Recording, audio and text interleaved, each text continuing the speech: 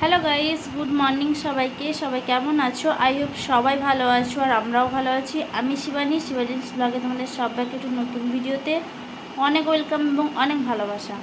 আজকের ব্লগটা সকাল থেকে শুরু করছি। তো এখন আমি স্নান করা হয়নি, এখন বাজে সকাল 9টা, পুরো 9টা দেখো, এখন বাজে সকাল 9টা।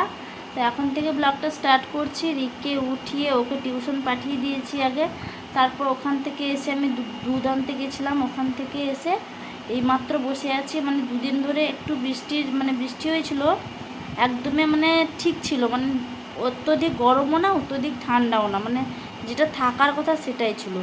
আজকে সকাল থেকে উঠে আবার আবার সেম অবস্থা, বিশাল গরম লাগছে, যার জন্য বেশি হাঁটা চলা হয়ে গেছে। এখন আমি ফ্যানের তলায় বসে আছি। আর আসার সময় ভাবছিলাম যে জল আনতে যাব, আসার সময় দেখলাম যে জলটা ভালো আসেনি, তার জন্য ভাবলাম যে না, একটু বসি, রেস্ট করি, তারপরে কাজ করব।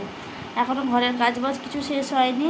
বাজারে যাওয়ার কথা ছিল, তো কি বলতে পারছি না, আমার শরীরটা অতটা ভালো লাগছে না। বাজারে যাবো কিনা বলতে পারছি না এখন। যদি যাওয়ার হয় যাব, না হলে সেই বিকালবেলার দিকে যাব। বিকালবেলা গেলে দিককে নিয়ে যেতে হবে। আর এখন যদি যাই আমি একা গিয়ে আসতে পারবো, তার কারণ হচ্ছে রিক আছে, রিক নেই আমার কাছে। তো যাই হোক, দেখি কী করা যায়। আমার শরীর আর টানছে না সকাল থেকে, সকালবেলা উঠে এত হাঁটাহাঁটি হলো না, বিরক্ত লাগছে। আর এত গরম, এত রোদে বিরক্তকর লাগছে পুরো। আর কালকে সব জামা কাপড়গুলো মেলা হয়েছিল অনেকটাই লেটে, 2:30-3টে বেজে গেছিলো, জামা কাপড়গুলো মেলা হয়েছিল। এখন ভাবছি যে ওগুলোকে নিয়ে একটু রোদে দিব, তারপরে যা কাজ করার করব। আমার আর শরীর টানছে না, একটু ফ্যান চালিয়ে দিয়ে বসছি, নাহলে আমি আগের থেকেই ওগুলো দিয়েই দিতাম। না, একটু রেস্ট করি, তারপরে গিয়ে যাই হবে, দেখা যাবে। বিশাল গরম লাগছে, বিশাল। যাই হোক, চলো ব্লগটা শুরু করে দিলাম। কতটা কি শেয়ার করব বলতে পারছি না। তোমরা ভিডিওটা কন্টিনিউ দেখতে থাকো, আশা করছি ভালো লাগবে। যদি ভালো লাগে অবশ্যই কিন্তু একটা লাইক করে দিও। আমি আর বাজারে যাইনি, তোমাদের দাদাভাইকে বললাম যে মাছ নিয়ে আসতে, যা যা বাজার আছে পরে আনা হবে, বর্তমানে একটু মাছ আনতে। তারপরে দেখো যে তোমাদের দাদাভাই মাছ নিয়ে এসছে। তো এগুলো ট্যাংরা মাছ বলি আমরা, তোমরা কি বলো অবশ্যই কিন্তু কমেন্ট বক্সে জানিও। আমাদের এদিকে আঞ্চলিক ভাষায় ট্যাংরা মাছই বলা হয়। এই ট্যাংরা মাছটা আমরা খাই, কিন্তু এই যে সাদা কালারটা হয়, পুরো একটা সাদা কালার একটা হয়, তো ওই ট্যাংরা মাছটা আমরা খাই না। আর এই মাছ কাটতে কিন্তু বিশাল কষ্ট হয়। যাই হোক, অনেক বড় সাইজের ট্যাংরা মাছটা, তো এই মাছটাকে এখন আমাকে কাটতে হবে। যাই হোক, রিকেলে একটু দেখবে, তারপরে আমি মাছটাই কিন্তু কেটে ফেলবো। তারপরে তোমাদের দাদাভাই এখন যাবে হচ্ছে মন্দিরে। মন্দিরে বলতে জয় বাবা চন্দনেশ্বর মন্দিরে যাবেন। এই যে দেখো চলেও এসছে তারা, আমি যাইনি, তার কারণ আমার একটু অসুবিধা, তো আমি যাইনি। আর ওরা গিয়েছিলো। এই যে আসার সময় দেখো চন্দনেশ্বরে তো দই বড়াটা হচ্ছে ফেমাস, তো যার জন্য দই বড়া খেতে আমরা ভীষণ ভালোবাসি। তো তার জন্য তোমাদের দাদাভাই এই যে নিয়ে এসছে দই বড়া। তো এটাকে এখন মাখাতে হবে ভালোভাবে, সব কিছুই গোছগাছ করে দিয়েছে যা যা লাগে। তো এটাকে এখন মিক্সড করে তারপরে কি আমাদেরকে খেতে হবে। অনেকটাই বেলা হয়ে গেছে, এখন রান্না করছি আমি। আর রান্না করব, ভাত খাওয়া কখন হবে, এগুলো কখন হবে। কতটা দেখো, পুরো এক জাম ভর্তি, এতে আলুর দম আর মশলা টশলা দিয়ে দিলে পুরো ভর্তি হয়ে যাবে। যাই হোক, সবাই মিলে খেয়ে নেব, তারপরে যা ভাত খাওয়া হবে দেখা যাবে।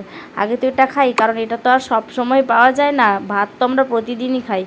যাই হোক, এখানে এটা পাওয়া যায় না, খুব একটা পাওয়া যায় না। রানীসাইড দিকে পাওয়া যায়, কিন্তু এদিকে খুব একটা পাওয়া যায় না। যাই হোক, এই যে টক জলটাকে ঢেলে রাখছি, যার দরকার হবে সে তখন নাও হবে। তো চলো আজকে তোমাদেরকে দেখিয়ে দিই আমাদেরকে কি রান্না হয়েছে। যে দেখো, ডাল পেঁপে গাজর দিয়ে করেছি, ডালনা যেটাকে বলা হয় ওটা করেছি। আর এখানে রয়েছে এই যে বাবার যেটা প্রতিদিন হয়, সেটা হচ্ছে নিম পাতা আর কাঁচকলা আলু বেগুন দিয়ে ভাজা করেছি। আর এখানে দেখো ট্যাংরা মাছের কষা করেছি। এই ট্যাংরা মাছের কষা খেতে বিশাল ভালোবাসি, আমি তো বিশাল ভালোবাসি, আর তোমাদের দাদাভাই কিন্তু খায় না। যাই হোক, আর এখানে দেখো মাছের ডিম বেরিয়েছিল, এই যে মাছের ডিমটাকেও ভেজে রেখেছি। যাই হোক, আজকের রান্নাবান্না এইটুকুই আছে। সন্ধ্যাবেলা দেখো, এই যে বিস্কুট দুধ খাওয়াবো বলে রিককে রেডি করছি। রিক কদিন ধরে বিকালবেলা দুধ হরলিক্স খেতেও পারছে না, একবার বাড়ি একবার এখানে হচ্ছে। আর সন্ধ্যা হয়ে যাচ্ছে, আর ওর জ্বর হয়েছিল যেহেতু, ঠান্ডাও লেগে আছে, তো বিকালবেলা আর দুধ খাওয়া হয় না কদিন ধরে। যাই হোক, এখন তাকে বললাম যে রাত হয়ে গেছে যখন, দুধ বিস্কুট খাইয়ে দিব। তারপরে দেখো, এই যে বিস্কুটটা আমি কেড়ে এনেছি, বিস্কুটটা ফুরিয়ে গেছিলো, তো আমি ভাবলাম যে বিস্কুটটা ঢালবো। এই যে এর সামনে বিস্কুট ঢালা যায় বলো। যাই হোক, এখন আমাকে 4-5টা মতো দিয়ে দিয়েছে, এতে দুধের জন্য ভিজানোর জন্য। আর সে এক একটা করে ও ভরবে, ওই কৌটোতে যে আমরা ভরলে হয়তো ধরে যেত, ও এমনভাবে ভরছে অনেকটাই ফাঁকা থেকে যাচ্ছে। যাই হোক, এরকম করে করে কিছুটা ঢুকাবো, আর যদি কিছু থেকে যায় তাহলে রেখে দেবো। সব কাজ করতে রিক কিন্তু আমাদের বিশাল ভালোবাসে। বিস্কুট ভরবে, ছোলা ভরবে, থালা বাসন ধোবে, মানে এই সব। তাকে সারাদিন যদি তুমি এগুলো করতে বসিয়ে দাও তাহলে ও একদমই পাকা। তারপরে দেখো, দুধ বিস্কুট খাওয়া শেষ হতে না হতেই পুরো রাতে চলে এসছে ফুচকা। যাই হোক, একটু পরেই খাওয়াচ্ছি, মানে অনেকটাই পরে, আধা ঘন্টা 40 মিনিট পর খাওয়াচ্ছি তাকে। এই দেখো, তোমাদের দাদাভাই বৃষ্টি পড়ছিল, বৃষ্টিতে ভিজে গেছে। এই যে দেখো, এমনভাবে নিয়ে এসছে।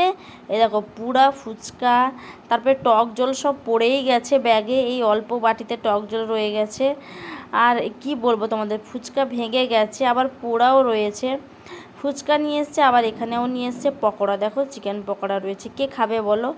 রিক্ত ফুচকা খেলেই হয়ে যাবে, রিক্ত পকোড়া খেতে পারেও নি, আর ও খায়ও না ওরকম। ও মানে সব খাবারের মধ্যে ও ফুচকাটাই খেতে ভালোবাসে।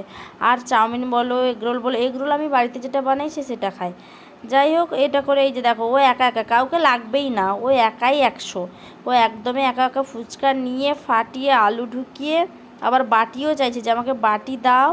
তারপরে এই যে টক জল বুড়িয়ে ও একদমই খেয়ে নেবে। ও একাই 100, কাউকে লাগবে না আমাদের।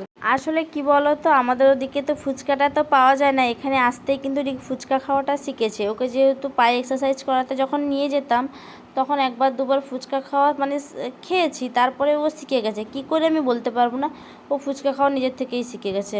মানে দোকানে গেলেও সে দাঁড়িয়ে খাবে। আর যদি মানে আমি যদি কোনো বলেছি যে পাপা নিয়ে চলো বাড়িতে গিয়ে খাবো, হবে না। ও দোকানে গেছে মানে দোকানে দাঁড়িয়েই খাবে। ও বাড়ির থেকে দোকানে খেতে বিশাল ভালোবাসে। যাই হোক, ফুচকা খাওয়া শেষ হলো, পকোড়া খাওয়া শেষ হলো, আবার চলে এসেছে একটা মিষ্টির প্যাকেট। মিষ্টির প্যাকেটটা বাবা নিয়ে এসছেন। তো যাই হোক, চলো এর ভিতরে কী কী আছে আগে দেখায়। আজকে সারাদিন শুধু খাওয়ার খাওয়া। এই দেখো, এখানে রয়েছে একটা ডাল ভাজার প্যাকেট রয়েছে, একটা কেকের প্যাকেট রয়েছে, আর এখানে কয় রকমের মিষ্টি রয়েছে, 1 2 3 4 5 6 7। আমি গুনছিলাম, তো আমার সাথে রিঘু কিন্তু গুনে দিল। আর এতগুলো যে মিষ্টি দেখতে পাচ্ছ, এর মধ্যে কিন্তু আমি সেই কালো জামটাই খাবো, আর কোনো মিষ্টিটাই খাবো না। মানে খাই না আমি, এসব মিষ্টি খাই না। যাই হোক, চলো, অনেক বকবক করে ফেললাম। আজকে ভিডিওটা এই পর্যন্ত। যদি ভালো লাগে অবশ্যই লাইক কমেন্ট করতে ভুলো না। যারা আমার এখনও চ্যানেলে সাবস্ক্রাইব করেন তারা প্লিজ ঝটপট করে সাবস্ক্রাইব করে